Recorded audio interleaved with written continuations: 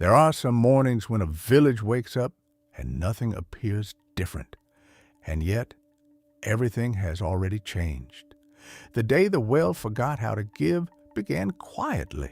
No thunder, no omen written across the sky, no animal cry sharp enough to split the dawn. The women arrived first, as they always did, balancing their empty buckets against their hips, speaking in low, mourning tones that belonged only to sunrise. They lowered the rope. They waited. The rope touched mud. They pulled it up again. The bucket returned light. Not light with water, light with nothing. They tried again, and again, and again. By the fifth attempt, conversation had stopped. The well had never done this before. It had grown during Harmattan. It had lowered during lean seasons. But it had never answered with silence. By mid-morning, word had spread across Asembe like smoke under a door. The well was dry. Children were sent to check the smaller springs, the western stream, the old stone basin near the tamarind tree. Each returned with the same report. Less water, thinner flow, mud where clarity once lived, but the sky had not withheld rain. The clouds had not betrayed them, and that was what unsettled the elders most. Because when the sky's guilty, at least you know where to look. This felt different. By afternoon, something else began to happen. The goats refused the western path. They stopped midway, hooves digging into the dust, eyes fixed on the distant mangroves, as if watching something move between the roots. The mango trees in the western quarter dropped fruit too early, green, unripe, as if the branches had lost the will to hold on. And beneath the village, deep below the clay foundations and woven fences, something subtle shifted. The well made a sound, not loud enough for everyone to hear, but enough for those who had lived long enough to recognize the language of earth. It was not the sound of emptiness. It was the sound of something drinking. That night, the elders gathered in private. Oil lamps flickered against mud walls. Their shadows stretched long and thin like accusations. They did not speak at first because there are certain fears that grow stronger once given a name. Finally, one of them said what the others had been holding in their throats. The dryness was not coming from the sky. It was coming from below, and below the western quarter. The mangroves waited. There are stories Asemba tells only during heavy rains. Stories about a time before the village had its present name. A time when water swallowed homes instead of abandoning them. Long ago, the earth had drowned, and when the waters receded, something remained in the mud. Not evil, not angry, just ancient and thirsty. The first keeper had been a woman. No one remembered her face anymore, only the rhythm of her footsteps at night, only the memory that she walked into the mangroves alone and returned before dawn. She had made an agreement: water for balance, depth for restraint, silence for survival. And when she grew too old, another woman took her place, then another, until Mama Elara. For 38 years, she had walked the western path after sunset, no husband, no child, no witness, and no one had ever asked why. Because the well had always given, until now. Far from the elders' gathering, in a house near the market road, a young engineer lay awake. Kofi had returned from the city with degrees folded neatly inside a leather folder. He believed in structure, in flow rates, in measurable decline. He did not believe in stories about things that drank from beneath the earth. But he remembered the night he followed Mama Elara into the mangroves. He remembered the roots shifting. He remembered the air thickening. He remembered hearing his mother's voice call his childhood name, from somewhere that was not sky and not ground. He had nearly stepped forward, nearly waded deeper, nearly disappeared, and when Mama Elara pulled him back, something had brushed against his ankle beneath the water. It had not grabbed him. It had tasted him. He lost his voice for 13 days after that. Now, lying awake as the village murmured about dryness, he felt that same invisible pressure pressing against his ribs, not outside, below. The following morning, one elder made a decision without consensus. Fear makes leaders of men who were never meant to lead. Before dawn, he entered Mama Elara's cooking shed. The clay pots rested quietly against the wall, their surfaces etched with faint patterns only visible under certain light. He did not understand them. He only knew they were connected. So he touched them, shifted them, removed something small, insignificant. He believed he was saving the village. By midday, the ground near the western quarter cracked in thin lines like veins surfacing through skin. By evening, the well made that sound again, longer this time, deeper, and when Mama Elara opened her pot that night, she did not scream. She did not accuse. She simply closed her eyes because she felt it immediately. The seal had thinned, and beneath the mangroves, something had begun to wake properly. Long before Asembe learned the comfort of routine, it learned fear. Not the sharp fear of predators, not the brief fear of lightning, but the long, patient fear of water that refuses to stop rising. There was a time when the land did not thirst. It swallowed rain until the pathways disappeared, until cooking fires had to be lifted onto stones, until children learned to sleep to the sound of walls softening. The elders called it the season without shore. Water crept into courtyards, then into rooms, then into breath. But the strangest part was not the flooding. It was what happened after. When the rains finally weakened and the waters retreated, they did not leave the land unchanged. They left behind silence, a heavy, listening silence. The soil near the mangroves remained dark long after the rest of the earth had dried. The roots thickened. The mud felt deeper than it should have been. Livestock avoided the area. Dogs barked at nothing visible. Children who wandered too close returned subdued, as if waking from dreams they could not describe. It was then that the first signs appeared, small pools that never evaporated, wells that seemed deeper than they were the day before, and beneath the village, a subtle pulling, as though something below had discovered the direction of thirst. At first, the villagers were grateful. The flooding had been terrible. Crops had been lost. Walls had fallen. If the land now wanted to drink more than usual, who were they to complain? Better the earth pull downward than rise again. But the pulling did not balance itself. Year by year, the wells lowered earlier in the season. Streams thinned more quickly. Women walked farther for water that once sat at their doorsteps. The change was not dramatic. That was what made it dangerous. It did not arrive like a storm. It settled like habit. And habits are rarely questioned. Until one dry season stretched too long. Until clay cracked in places that had never known fracture. Until a mother lowered her bucket and heard something beneath the well that did not sound like water.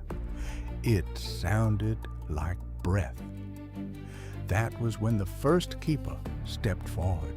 She was not chosen by ceremony. She was not selected by elders. She walked toward the mangroves because no one else would. Some said she had dreams. Others said she had lost someone during the flood and no longer feared water. But the truth was simpler. She listened. She stood where the roots tangled thickest and felt the pull beneath her feet. It was not chaotic. It was rhythmic, like a pulse, like something alive but incomplete. And she understood something that frightened her more than drowning ever had. The land was not cursed. It was unbalanced. The flooding years had fed something beneath the mangroves, fed it deeply, fed it abundantly. When the rains lessened in the following decades, that hunger did not lessen with them. The force remained, pulling, drawing water downward with the same ancient strength it had always used, not malicious, not intentional, simply unchanged. The first keeper did not attempt to destroy it. You cannot destroy what is older than your language. Instead, she studied it, night after night, listening, measuring not with instruments, but with instinct. And slowly, she discovered something. The pulling responded to acknowledgement, to rhythm, to offering. When the village gave back in structured intervals, grain, woven cloth, carved wood placed deliberately at the edge of the mangroves, the downward force softened, not stopped, softened. Balance could be negotiated, not controlled, not conquered, negotiated. And so an agreement was formed, unwritten, unspoken in public, passed from woman to woman through breath close to the ear. You walk at night. You renew the rhythm. You maintain the seal between excess and emptiness. You do not seek praise. You do not reveal the depth. Because if fear touches what you guard, fear will break it. The first keeper aged. Her knees weakened. Her eyesight dimmed. But the wells held steady. And when her time ended, another woman took her place. Then another. Generations passed. Flood became story. Story became caution. Caution became whisper. And whisper became myth. Until the village no longer remembered why the agreement had begun. Only that someone, somewhere, walked the western path after dark. And the water continued to rise each morning. Gradually, something else changed. The rains became less predictable. Seasons shifted. Trees were cut closer to the mangroves than before. New houses pressed nearer to root and mud. The balance held, but it held thinner, like clay stretched over too wide a space. By the time Mama Elara inherited the rhythm, the agreement required more precision, more discipline, more sacrifice. She did not speak of this. She did not complain. She simply walked. 38 years of quiet negotiation, 38 years of maintaining a boundary no one else could see. And now, for the first time since the season without shore, the wells were emptying too fast because something had disrupted the rhythm, and beneath the mangroves, the ancient pulse had grown stronger, not violent, not yet, but awake enough to notice that its restraint was weakening. In the engineer's house near the market road, Kofi began mapping water levels on paper. The lines did not comfort him. They converged. All loss pointed west, toward the mangroves, toward the old agreement, toward something modern measurements could not fully explain. And for the first time in his rational life, he felt something colder than disbelief. He felt recognition. The village had once drowned. Now it was being slowly emptied. Two extremes, one origin, one imbalance. And this time, the keeper was no longer alone in knowing it. The first keeper did not announce herself. There was no gathering, no blessing, no drum. She simply began walking west after sunset.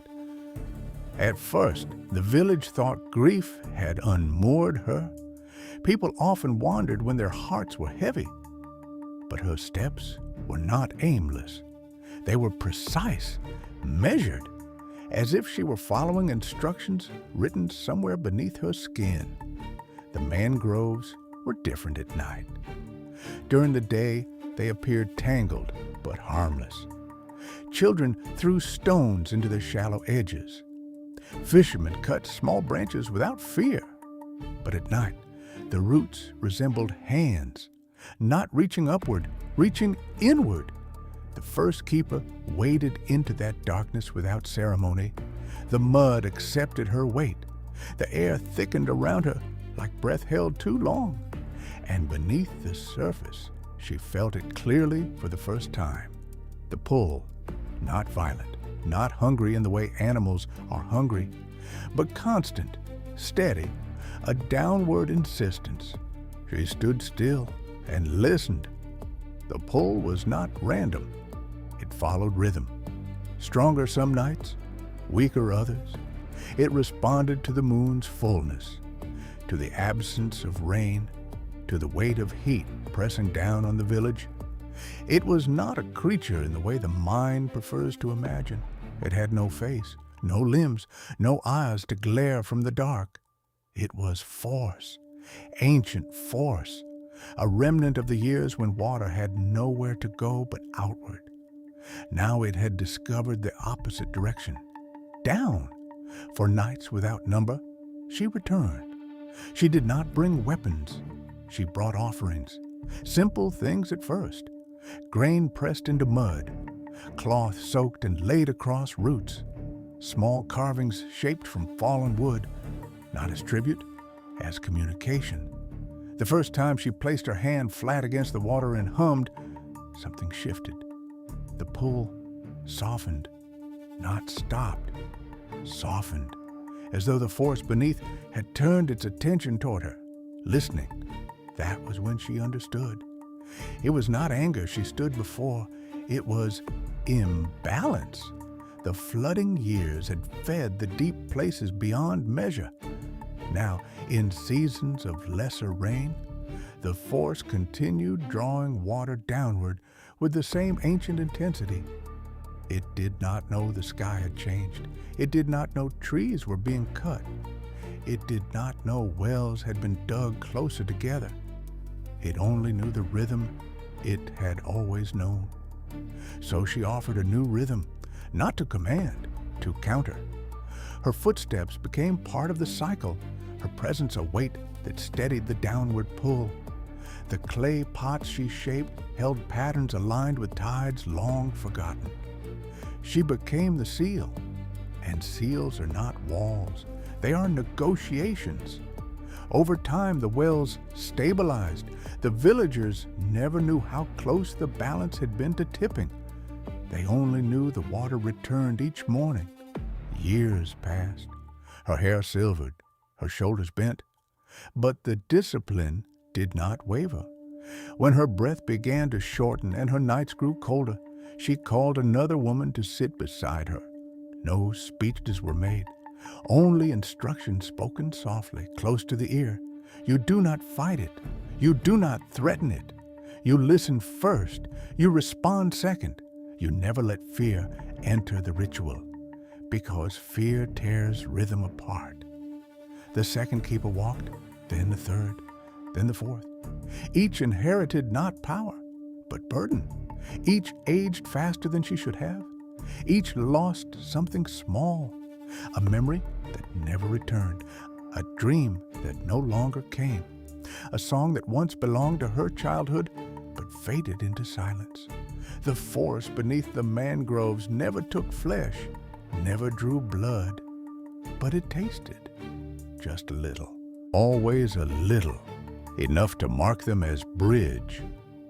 By the time Mama Elara received the clay patterns and the night path, the agreement had grown more fragile.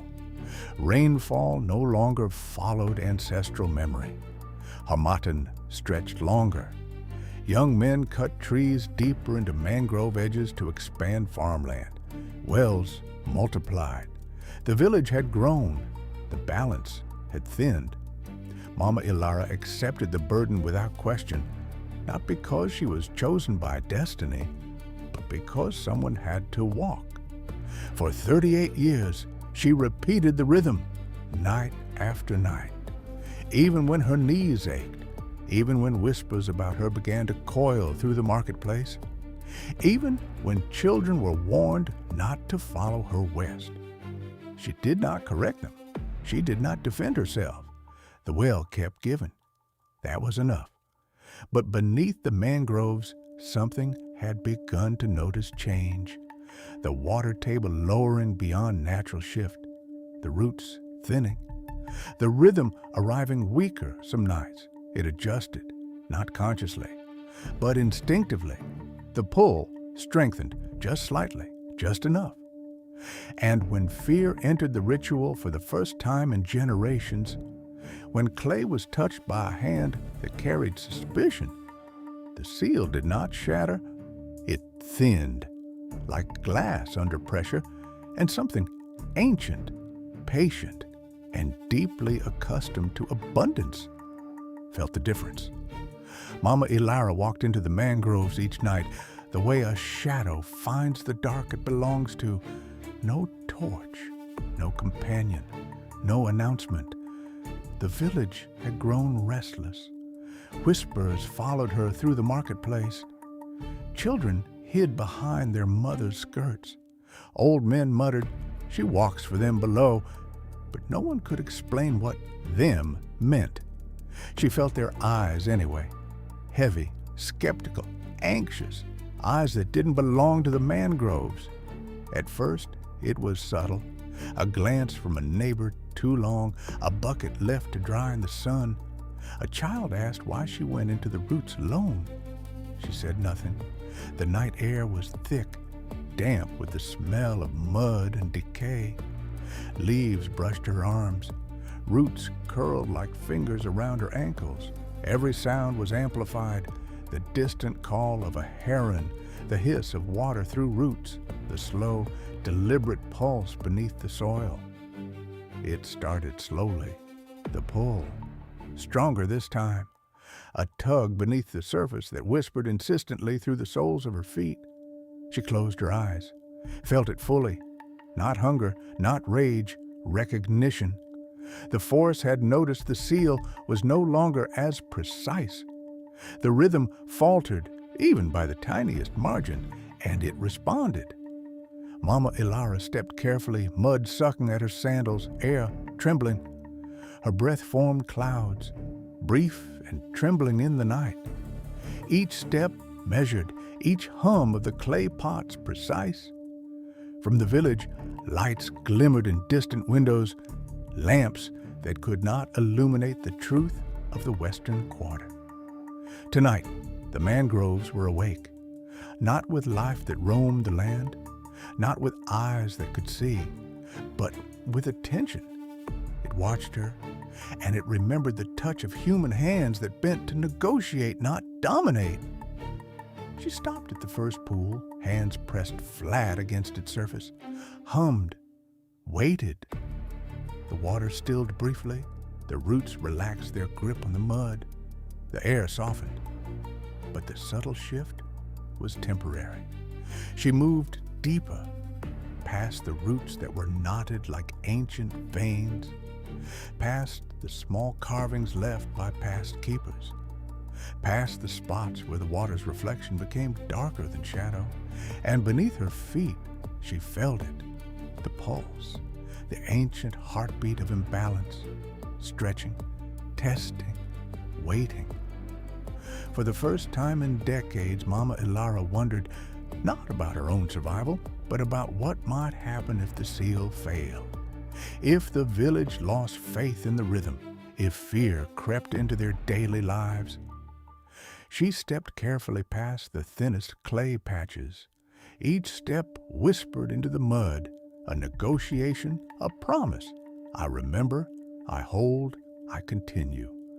Somewhere below, it tasted her resolve and decided she had earned another night.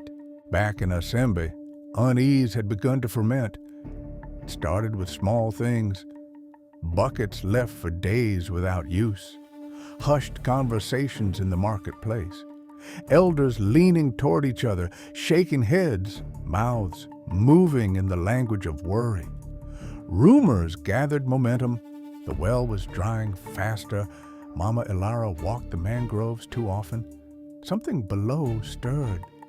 No one wanted to speak the thought aloud, yet it clung to every conversation. What if she cannot hold it? And suspicion has weight. It settled over the village like smog, invisible yet suffocating. Mothers tugged children closer. Shopkeepers closed earlier. The well itself seemed to retreat from the hands that touched it. Even Kofi, rational and measured, felt it. He noticed how the village's rhythm shifted. He mapped water levels. He noted deviations. And he realized, slowly, horrifyingly, that the human element was now part of the imbalance. The more the villagers doubted, the weaker the seal became. Mama Elara noticed too. Each night, she felt the pull stronger before she even touched the water. The roots trembled, the mud whispered. Something below was testing her patience, and yet she persisted. The whispers followed her westward. She could feel them, invisible eyes pressing down, not on the mangroves, not on the roots, but on her, on the rhythm she maintained, on the fragile boundary that kept Asembe from emptying entirely. She hummed anyway. Step, hum, step, clay pots, offerings, rhythm, negotiation. The mangroves answered, but the taste of human doubt lingered on the water, sharp as metal, and beneath the surface, the pulse grew impatient. It waited, it tested, it remembered. Night after night, Mama Elara walked the western path.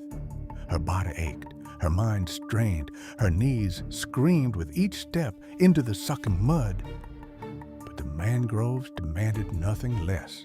The rhythm wavered, the seal weakened, and she realized what had never been fully explained in whispers.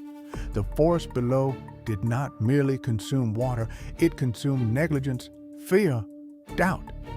The village's suspicion, small and spreading, was as dangerous as a dry season that stretched too long. Each clay pot she placed, each footfall into the dark water, became more urgent. The ancient pulse pressed harder, listening for missteps, tasting for hesitation. One wrong movement, one whispered doubt, one moment of human frailty, and the seal could break. Mama Elara slowed her breath, focused, remembered each keeper before her. Each step of the negotiation passed through decades, centuries of ritual. The mangroves were awake, but they had always been patient. Patience was no longer enough. Tonight, she had to do more than walk. She had to convince. Mama Elara had begun to feel it in every bone of her body, a presence beneath the mangroves that was not water, not earth, not air. It breathed, not in gasps or gusts, not loud enough to break the night, but steady, slow, in rhythm with the pulse of the imbalance itself. She moved cautiously, mud sucking at her feet. Each step hummed against the vibration beneath the roots. She whispered a song she had never sung aloud. A melody passed from the first keeper. The air thickened. The water trembled. Something below shifted, tasting her determination, testing her resolve. And then it changed. A tug at her ankle, gentle, almost polite. Not enough to pull her under, not enough to betray its full strength. Mama Elara froze. The village above slept. Children dreamed. Elders murmured prayers that could not reach the western quarter. But she was awake, listening, negotiating, walking. The mangroves were no longer passive witnesses. They were sentinels, bridges, guardians of a boundary invisible to all but her. The force tested again, this time a little harder. She hummed louder, footsteps precise, hands steady, the clay pot patterns aligned with roots and mud. It drew back, for now. But she knew the taste of impatience lingered in the water.